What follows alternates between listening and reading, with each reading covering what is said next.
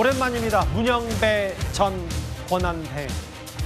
정확히 4월 4일이었죠. 올 윤석열 전 대통령 파면 주문을 직접 읽으면서 여러 그동안 헌법재판소에 관련 모든 뉴스의 중심에 서 있던 인물입니다. 지금은 이제 자유인 신분이 됐는데 오늘 문영배 전 헌법재판소장 권한대행이 한 라디오 방송에 출연해서 이런 질문을 받았습니다. 바로 최근에 이재명 대통령이 했던 그 말입니다. 임명 권력은 선출 권력으로부터 2차적으로 권한을 다시 나눠받은 거예요. 대한민국에는 이 권력의 일종의 서열이 분명히 있습니다. 최고 권력은 국민이죠. 국민 주권. 그리고 직접 선출 권력, 간접 선출 권력.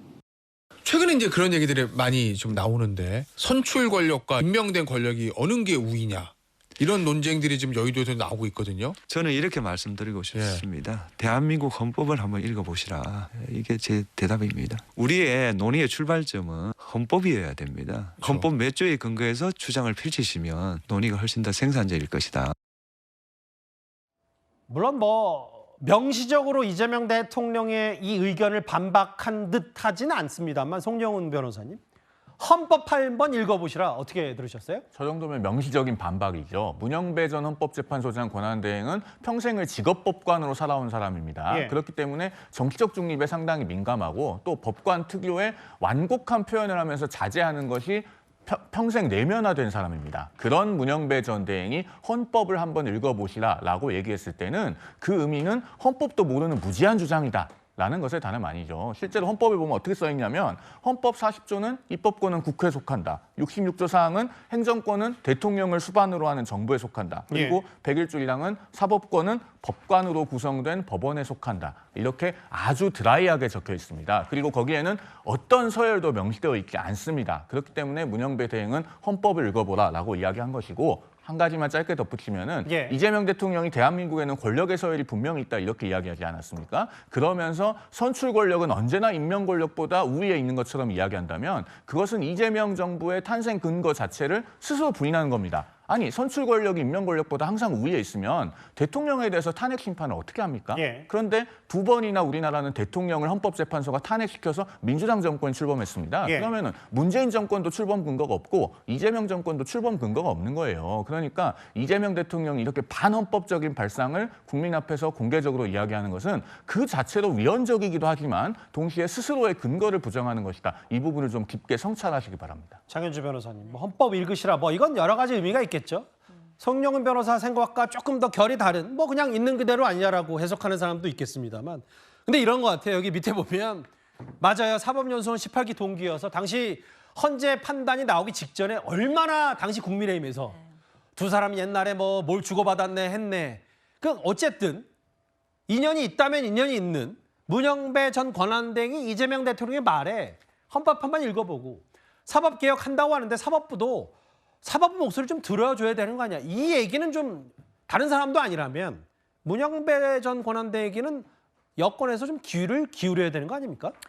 당연히 사법개혁과 관련해서 여러 가지 들어야 되는 의견 중에 하나라고 생각합니다. 다만 문영배 전 소장이 헌법을 한번 읽어보시라라는 이야기의 대상이 이재명 대통령 한 명에게만 국한되어 있다고 생각하지 않습니다. 지금 이 논란을 벌이고 있는 여의도에 있는 모든 사람들, 여권, 야권 할 것 없이 모두 다 헌법을 한 번 더 읽어보고 헌법을 근거로 해서 논쟁을 해야 되는 것 아니겠느냐. 그래야 생산적인 논쟁이 된다라는 취지로 읽히거든요.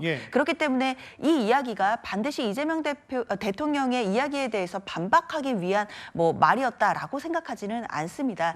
다만 이재명 대통령이 하고자 했던 얘기는 결국 우리나라 삼권 분립제도가 확립되어 있는 나라이고 이것은 당연히 헌법 정신입니다. 삼권이 독립되어 있고 또 그 삼권 사이에서 서로 감시도 하고 견제도 하고 감독도 하는 이런 관계에 있습니다. 뿐만 아니라 또 한 가지는 우리나라의 모든 권력은 국민으로부터 나온다고 헌법 1조에 규정이 되어 있거든요. 그렇기 때문에 국민으로부터 바로 선출된 권력, 그 선출된 권력에 대해서 존중할 필요가 있다라는 차원에서 대통령이 이야기했다라는 점을 생각한다면 문영배 전 소장의 이야기가 반드시 이재명 대통령의 발언에 대해서 반박하는 얘기다. 이렇게 보기는 어렵다고 생각합니다. 이 서열 얘기가 왜 나왔냐. 아시다시피 오늘 조희대 대법원장도 본인 의혹 제기에 대해서 입장을 냈습니다만 왜 이렇게 입법부 혹은 행정부 이런 다른 권력, 삼권 분립의 다른 권력들이 사법부, 조희대 대법원장의 거취를 압박하냐. 이게 마치 또 대통령실도 위에 동조하는 듯한 브리핑을 했다가 파장이 커지니까 수습도 됐고 뭐 이런 부분도 있었는데 특히 이제 대통령실의 강유정 대변인을 향해서 야당은 이제 집중 공격을 시작했습니다. 네, 아직 저희가 특별한 입장이 있는 것은 아니지만 아주 원칙적으로 공감하고 있습니다. 네. 네, 브리핑 취지를 오독한 것에 대해서 좀 다시 설명을 드리고자 하는데요. 아직 저희가 특별한 입장이 있는 것은 아니지만이라고 입장 정리했습니다. 더욱 충격적인 것은 강유정 대변인의 속기록 조작 시도입니다. 대통령실 대변인실은 실제 발언에 있었던 원칙적 공감 부분을 삭제한 채 속기록을 배포했다가 기자들의 항의가 있자 뒤늦게 다시 포함시켰습니다. 대통령 대변인의 발언은 대통령의 뜻으로 기록되는 대통령 기록물입니다. 대통령의 뜻과 다르게 강 대변인이 발언을 했다면 즉각 대변인을 경질해야 합니다. 국민 앞에서 헌법과 법치를 부정하는 듯한 메시지를 내고 이를 번복하고 삭제까지 한 것은 단순한 실수라고 볼 수는 없습니다. 이 강유정 대변인 논란은 이제 최수영, 김진욱 두 분께서 또 공이 또 나란히 청와대에서 과거 근무하셨기 때문에 다 여쭤볼게요. 최수영 평론가님 먼저.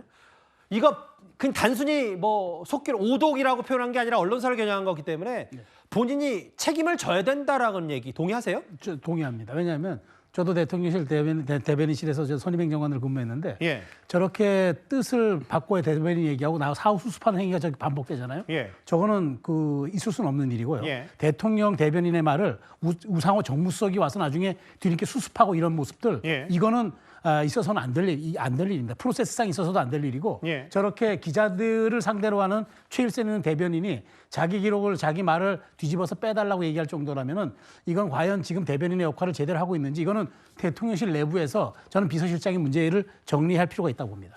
그 김진욱 대변인인데 이게 뭐 속기록이 원래는 없어졌다가 다시 또 기자단이 항의하니까 다시 넣었고 뭐 이런 단순한 해프닝이 아니라 정말 그러면 이재명 대통령의 속내가 조희대 대법원장에 향하고 있는 건지 그게 아니라면 누군가가 책임을 져야 되는 거 아닌지라는 것 때문에 이게 더 속기록 논란이 더 커지는 것 같거든요. 대변인의 브리핑에 대해서 대변인이 정확하게 하는 것이 맞죠. 그런데 대변인이 브리핑하는 과정 속에서 본인이 했던 발언의 취지와 다르게 언론이 해석되었다면 그 부분에 대해서 대변인이 다시 한번 내려와서 브리핑을 다시 했습니다. 그리고 본인이 설명했던 뜻을 바꿨다, 뒤집었다 이렇게 말씀하시는데 그렇지 않습니다.